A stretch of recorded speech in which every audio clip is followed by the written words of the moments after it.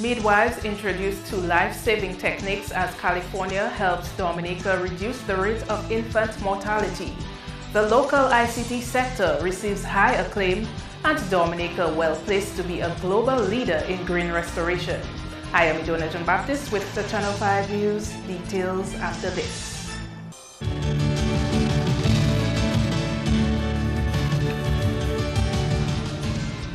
You're watching Channel 5 News. We begin in the health sector. An effort to address the incidence of infant mortality within the public healthcare system here has attracted the assistance of a Californian team.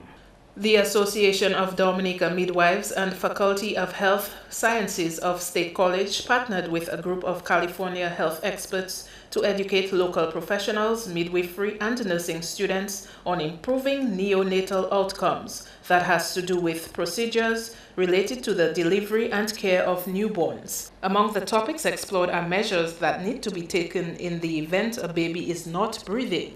While President of the Association of Midwives says she is concerned with the rate of infant mortality here, she says within the public health system the outcome has been more positive than negative. Every negative outcome is a major concern for the birth attendants as well as the association across the board. It is our intention that every baby, every viable birth be successful at transition into life. So yes, that is a major concern for us, and therefore that is why this program will,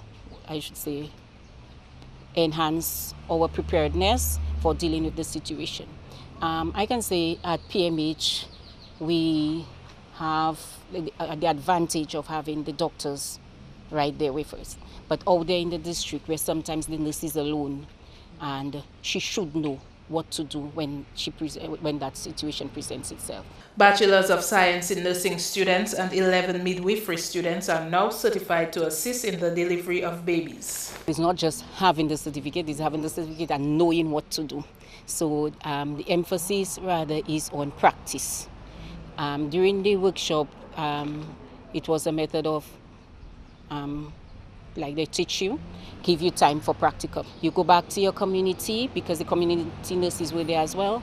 So they teach their nurses in their district. So by and large, everybody benefits from the workshop, even if you were not present. The workshop wrapped up on Friday and included fire officers, doctors, and of course, nurses. In related news, a California physician says the Golden Minute technique will position especially midwives to help save a newborn baby's life when a situation presents itself. Dr. Douglas McMullen says midwives need to be equipped with the skills to revive a newborn that has stopped breathing after the mother has given birth. In Tanzania, they would set the baby aside and not do anything more if it didn't breathe. In Guatemala, they put onions by its nose, and those methods are not effective. Here, the pediatricians in Princess Margaret are very able to do this, but now the midwife can do this before the pediatrician ever comes. It's called the Golden Minute, so that 1 minute after birth is the most important time to help the baby breathe. 10, 15 minutes later, that's too late. The science behind rubbing the baby's back, Dr. McMullen says, is that it's not painful and damaging to the baby, but rather stimulating. In fact, he says babies don't like to be rubbed in their stomachs or trunk area. He explains the Golden Minute technique. So if the baby's not breathing, they need to dry off the infant and get it dry, put a warm blanket, and start to rub the baby's back to stimulate it, to help it breathe, and keep working at it and not leave it alone. Some means in the past, like slapping the baby's bottom or flicking his feet, wasn't too effective. But to rub their back, they're trained now to do that for a full minute, and then they have a breathing bag to start to breathe over the mouth and nose at 2 minutes to help the baby, and they continue to do that. And they were also trained then to check the heartbeat, listening to the chest, and also feeling the umbilical cord.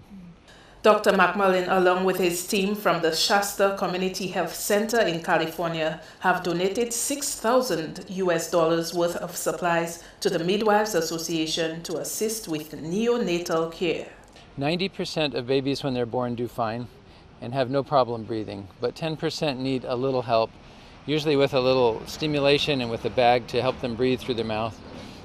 So we brought equipment and supplies to train so that when the baby's not breathing, that the midwife can easily help the baby to start to breathe, and that makes all the difference. So a lot of babies that might have died would not. There's a fairly high incidence of premature birth in Dominica, I believe.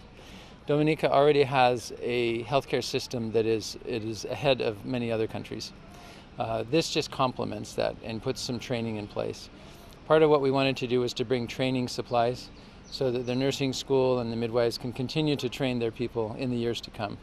More top stories. Dominican-born Baroness Patricia Scotland started her first day in her London office as Commonwealth Secretary General on Monday.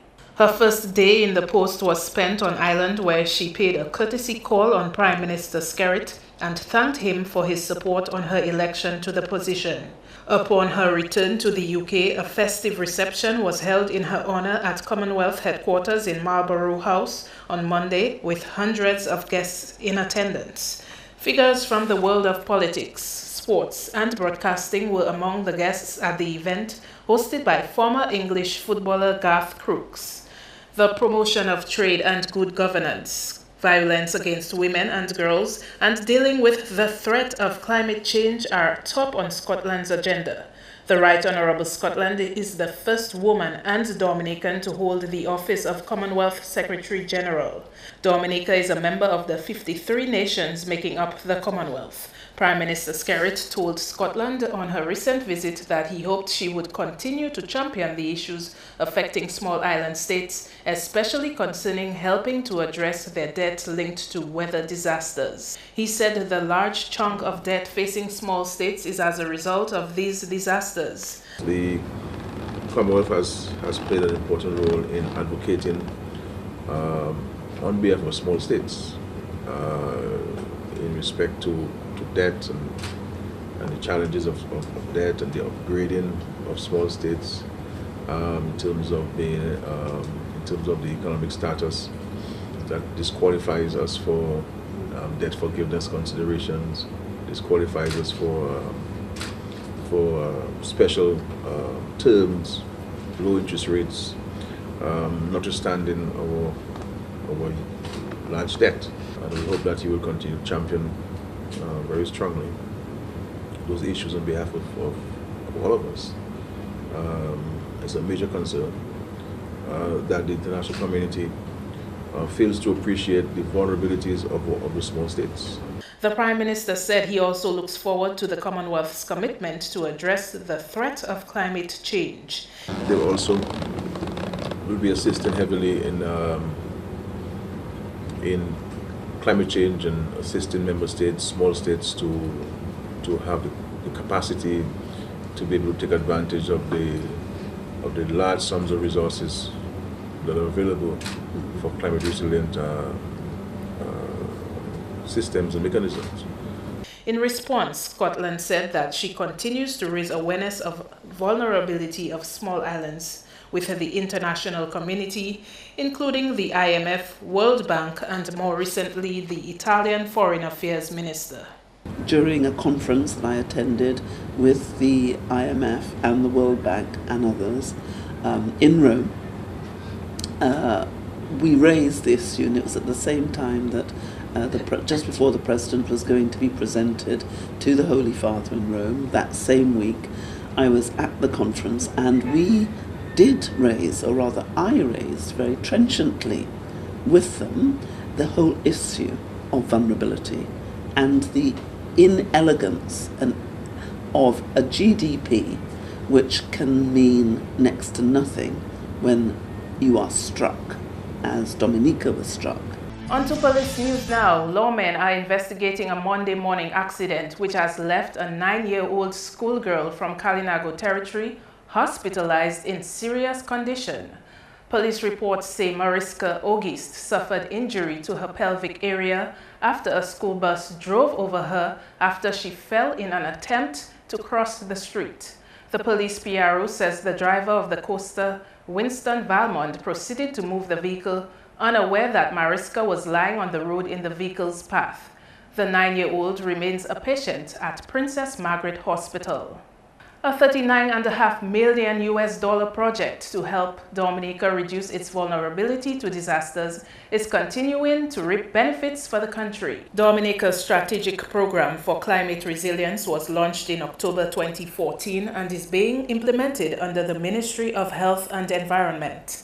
This financing is a blend of grant and highly concessionary loan funding from the Climate Investment Fund, the World Bank International Development Association, IDA, with counterpart support funding from the government of the Commonwealth of Dominica. The objective of the project was to reduce vulnerability to natural hazards and climate change impacts in Dominica through 1. Investment in resilient infrastructure, and 2. Improved hazard data collection and monitoring systems. Climate change is not all about infrastructure.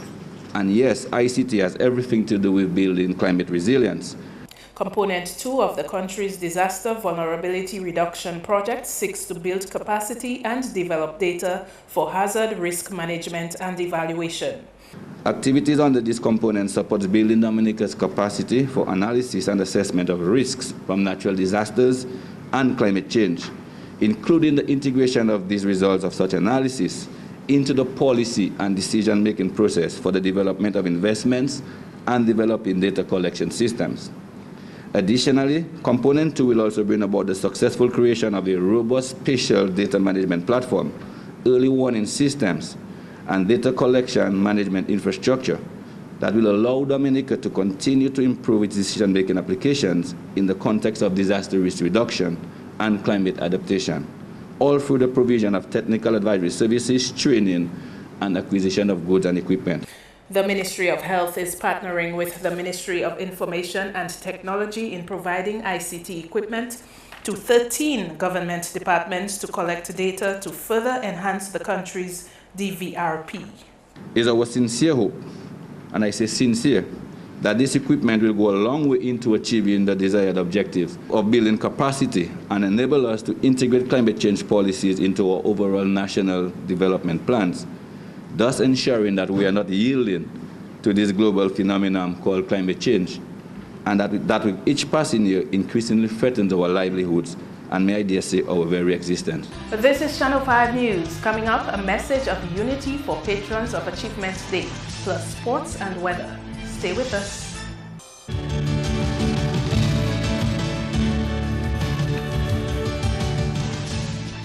Welcome back. Dominica is being positioned to become an international model on green restoration. That's according to architect John McCaslan, who was speaking at a ceremony on Friday for the rehabilitation of the Queen Victoria Memorial Building into the Dominica Disaster Reconstruction Center. The Queen Victoria Memorial Building was built in 1901 and commemorated in 1902. Today it is inaugurated as the center post-Erica reconstruction in Dominica.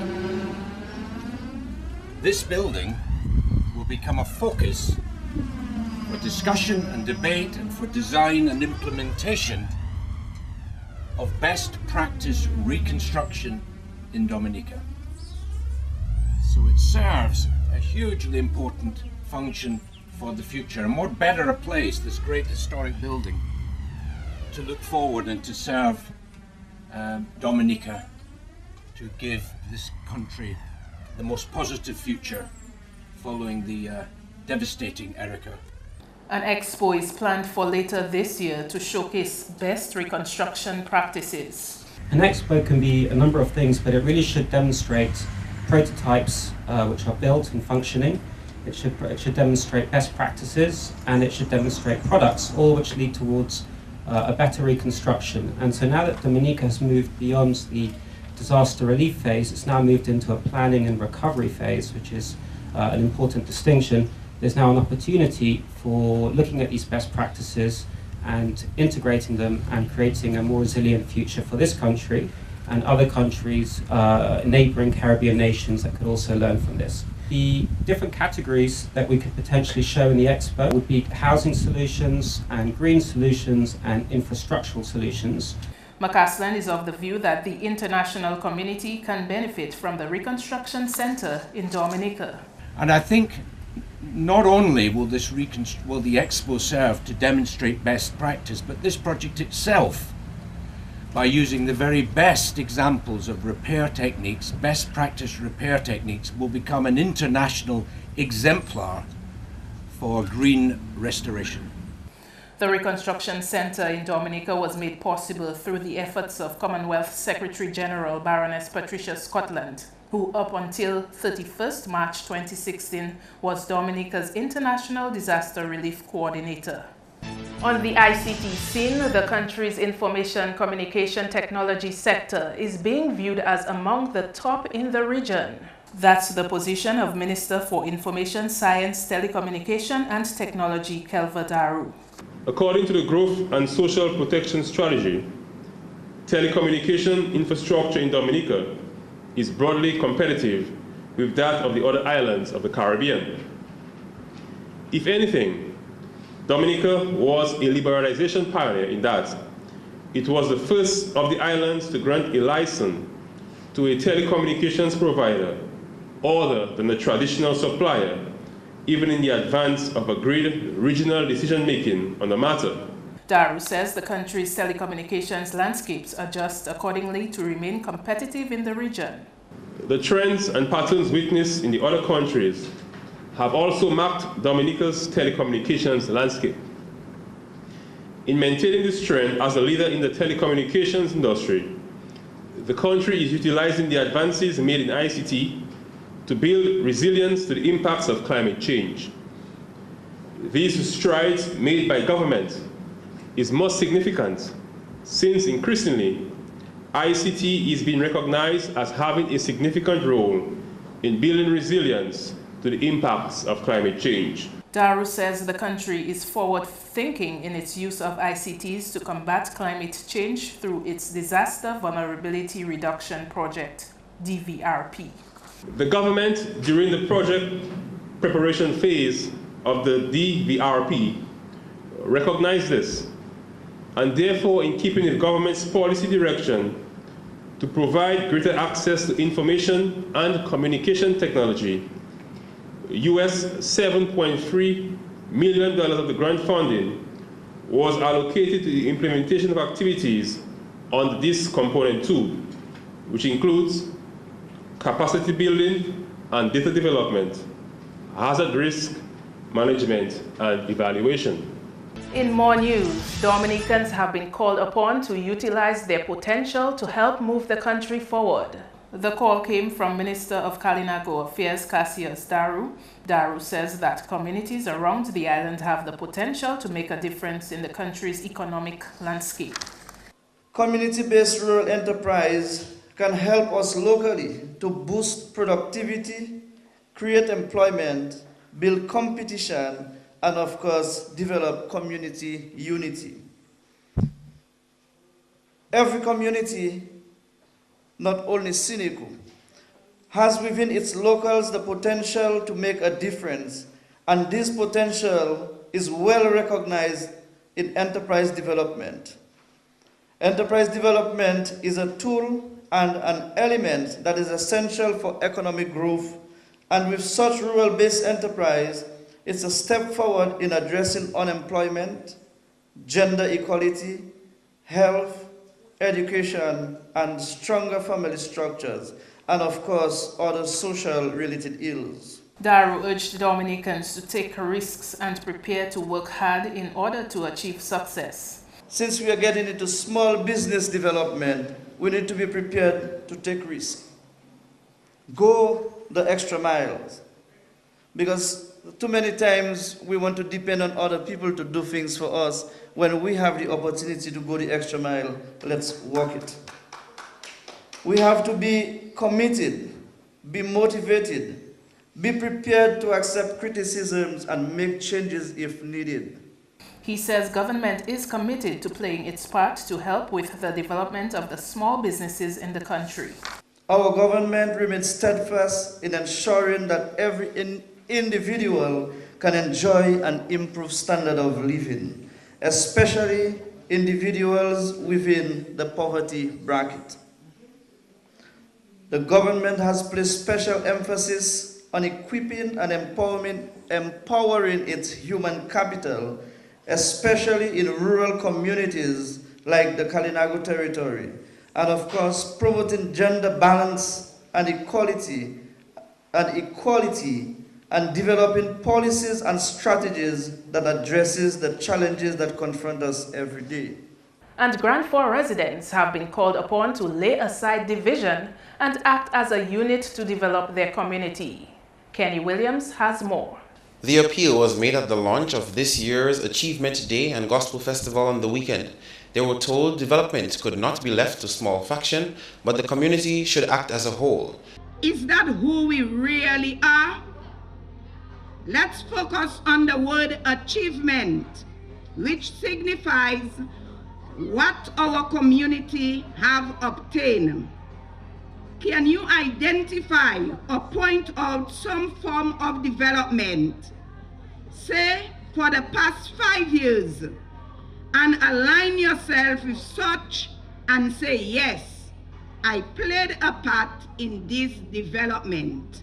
The parliamentary representative called on the young people to take advantage of the investments which have been made in the area of sports. Among these achievements, the lighting of the Grand 4 basketball court and new playing field to be commissioned on the 24th of April. I want to say to you that you must take much more responsibility and engage yourselves much more positively to ensure that you continue to grow as a community in all the various fields of sports that I know that you are very, very much capable of doing. We are looking at, for example, sporting activities in basketball, in volleyball. I know that Grand 4 over the past years has achieved a lot in terms of having persons who have represented Grand 4 on a national level. So we expect to see more engagement of our young people in sporting activities, in volleyball, in basketball, and even at the back on the new playing field, football, where we already have a number of our young persons playing at the national level. The road from Rosalie going back into Grand 4 and the water supply are among other achievements to be highlighted during Achievement Day celebrations. Achievement Day is carded for May 1st. This year's Achievement Day theme is collaborating our efforts for the sustainability of our community. That's news. The sports highlights next with Kenny Williams.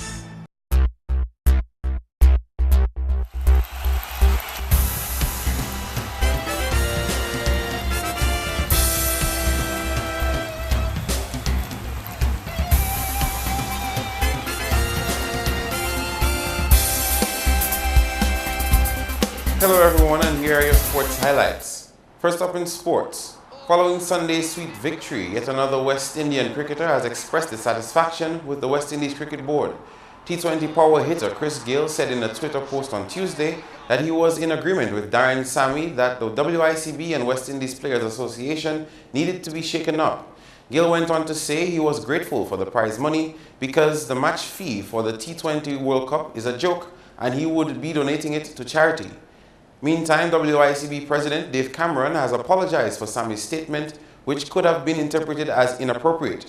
Cameron says the WICB hopes to ascertain Sammy's concerns and have them addressed at the soonest. West Indies are now ranked number 3 in the World T20 format with 125 points. India is number 1 with 126 and New Zealand third with 120. On the basketball scene, 4 games are carded in the Flow 2016 DABA National League. At 7, Intel Co-Security Riders will be hoping to outdo Paybush Snipers, while Jay's Limited Sonics will take on Eagles at 9. Both games are carded for Portsmouth. Then over at Trafalgar, 2 games are carded for 9 p.m. United Insurance Sharks will go head-to-head with Digicel Cloud. In the other match, Fast Cash Prowlers will do battle with Fashion Line Falcons. Meantime, the Sports Division Secondary Schools Basketball Championships resume Wednesday with a male and female match. The ITSS boys team will play host to Portsmouth Secondary, while over at Marigot, the Northeast Comprehensive girls will take on guest Pierre Charles Secondary. The games are carded for 3 p.m. Going back to cricket, Ambassador Felix Gregoire says the Windies' overall performance this year is a reflection of an increase in the quality of Caribbean cricket in recent times. His comments come after the men and women's team captured the 2016 T20 Championships on the weekend. We are now playing in a more confident manner. And people believe in themselves, the players believe in themselves. Felix says the upcoming cricketers in the region are a promising group of talented athletes. From last year back, when you watch West Indies playing, the cricket generally, Personally, I would never have betted on any West Indies team. But after watching the under-19 team, I saw what we used to have before. A team winning, a team fighting to the very end. And that itself gave me the assurance that our cricket is getting somewhere. He said he kept his cool throughout the men's game. When we came to the final over, that is where I almost gave up. Although mathematically we could win, you have 19 runs to score, and you can score 6 sixes, at least 6 sixes. That's 36. But the question is, could the team do that under these conditions? And the conditions are to bowl the last 2 overs. Men are trained, the players are trained to bowl the last 2 overs. In netball, a bad start for the national under-16 team as they have suffered 3 losses since the opening of the Jean-Pierre Netball League. In the game against Jamaica, Dominica lost by 12 points with game scores 29-17 in favor of Jamaica on Monday. Meantime, in the other matches, Dominica went down to St. Lucia in a close finish, 22-23. Selina Langley got 21 from 26 attempts. Against Barbados, Dominica lost by 16 points. Scores Barbados 29, Dominica 13. Selina Langley got 10 from 16, while Kayla Telemac had 3 from 4. Finally in sports, Jabez Ferrara stole a spotlight in the Pioneers Athletics Club organized 1-mile road race held recently. In a time of 4 minutes 32.9 seconds, Ferrara dashed across the finish line in fine style. Damian Lucien captured second place with 4 minutes 44.2 seconds, and Simon Joseph 5 minutes 1 second. Meantime, in the female category, China Toulon was first with 6 minutes 8 seconds, Kiva Pierre in second with 6 minutes 20 seconds, and Kitwana Theophile third. That's all the sports for now. I am Kenny Williams. Join us again next time.